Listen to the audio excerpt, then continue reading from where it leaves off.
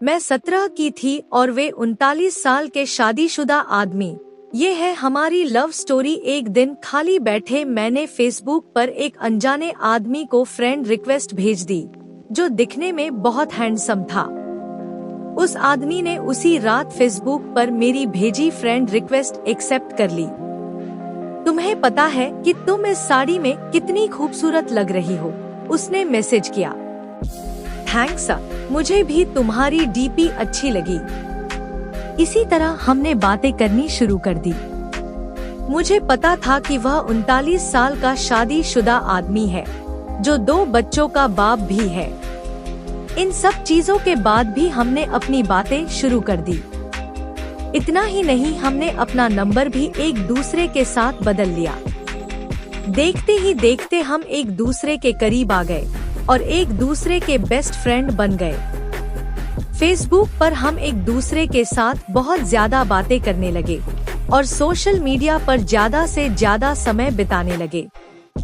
दूसरी ओर उस आदमी को लगने लगा कि हमारे करीब आने से, इतनी बातें करने से वह अपनी बीवी से दूर जा रहा है। वह अपने बच्चों के साथ दूसरे स्टेट में रहती थी।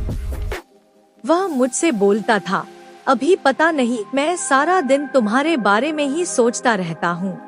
मुझे अफसोस है इस बात पर। मैं नेचर से काफी शर्मीली थी। मेरे काफी अच्छे दोस्त भी थे, लेकिन मुहाफिज जैसा दोस्त होना काफी स्पेशल था मेरे लिए।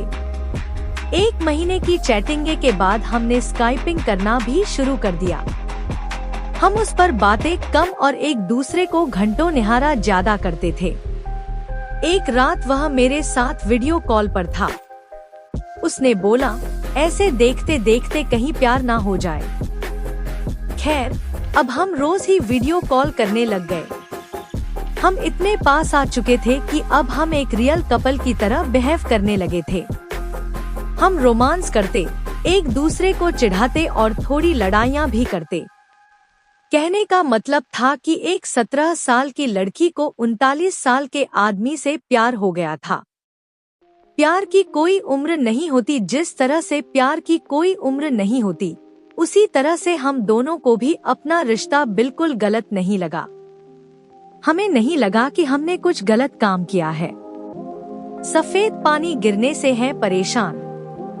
व्हाइट डिस्चार्ज को कुछ हफ्तों में खत्म करेंगे बाबा रामदेव के घरेलू इलाज। जब उसकी बीवी आई, इसी दौरान इसकी बीवी और बच्चे इससे मिलने आए, पर वह फिर भी मुझसे बातें किया करता था।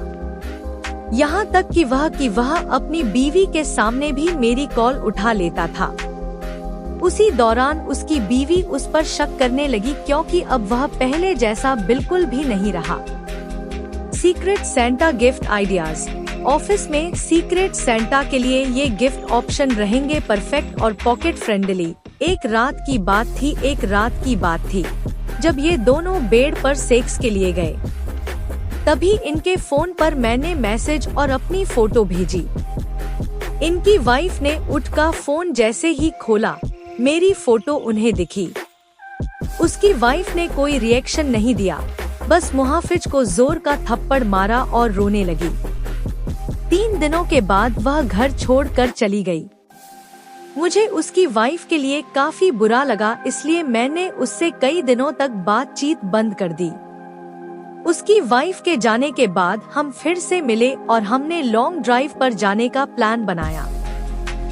विश्व मानवाधिकार दिवस के मौके पर सोशल मीडिया पर शेयर करें ये संदेश कोट्स। जब उसने मुझे प्रपोज किया, उसी शाम उसने मुझे प्रपोज किया। मुझे सिर्फ तुम ही चाहिए और कुछ नहीं। अपनी जवानी में मैं काफी सारी लड़कियों से मिला, पर तुम ही एक ऐसी लड़की हो जिसने मेरा दिल चुराया। हम एक दूसरे को किस करना चाहते थे, गले लगना चाहते थे।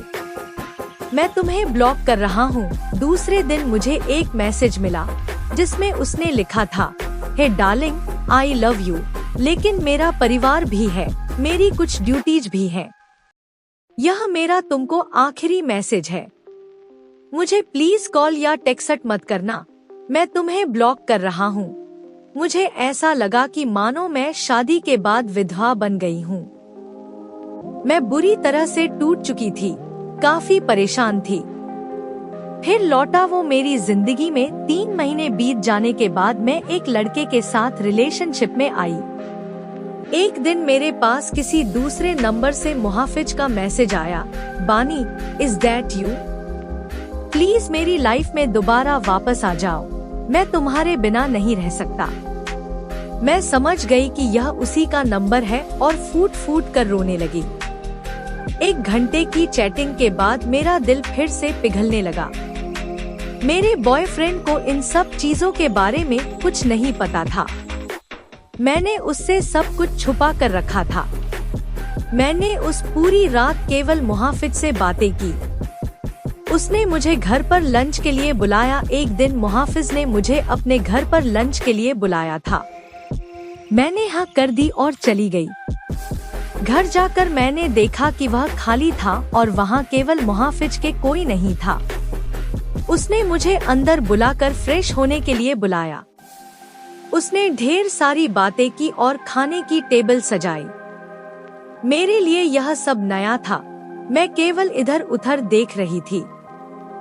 तभी अचानक मैं जैसे ही पीछे मुड़ी, उसके होंठ मेरे होंठों पर थे। हम एक दूसरे को किस करने लगे। मैं भूल गई वह कौन है और मेरी उम्र कितनी है। वह पहला टाइम था जब मैं किसी के साथ सेक्स कर रही थी, वो भी ये जाने कि हमने प्रोटेक्शन ली है या नहीं। अपने प्यार के नाम की वर्जिनिटी। तभी मुझे दर्द का एहसास हुआ और मैंने अपनी वर्जिनिटी उसे दे दी जिससे मैं बेहद प्यार करती थी। मैं उसी दर्द भरी हालत में घर वापस आ गई। दूसरे दिन मुझे काफी अच्छा महसूस हो रहा था। अब मुझे पूरी तरह से एहसास हो चुका था कि वह मुझे कभी नहीं छोड़ेगा। प्यार का एहसास हुआ। अब मैं प्यार पाने के लिए इतनी ज्यादा एक्साइटेड नहीं थी। वर्जिनिटी खोने के बाद मेरी सोच काफी बदल गई। मैं एक औरत बन चुकी थी। उस दिन मुझे पता चल चुका था कि प्यार का असली मायना क्या होता है। एक दिन मैंने अपनी फीलिंग्स के बारे में मुहाफिज को बताया और बोला कि मुझे हमेशा के लिए छोड़ दे। उसने कहा कि कोशिश करेगा। धीरे धीरे मुहाफिज का नाम मेरी जिंदगी से मिटता चला गया। वह हमेशा रहेगा मेरा पहला प्यार। मैंने उसका नंबर डिलीट कर दिया और उसने भी मुझे ब्लॉक कर दिया। मैंने फिर उसे कभी ट्रेस करने की नहीं सोची, लेकिन उसकी यादें आज भी मुझे डराती हैं। मैं खुश थी कि मैं इस अजीब से लगने वाले रिश्ते से बाहर आ गई, लेकिन आज भी वह आदमी मेरा पहला प्यार रहेगा।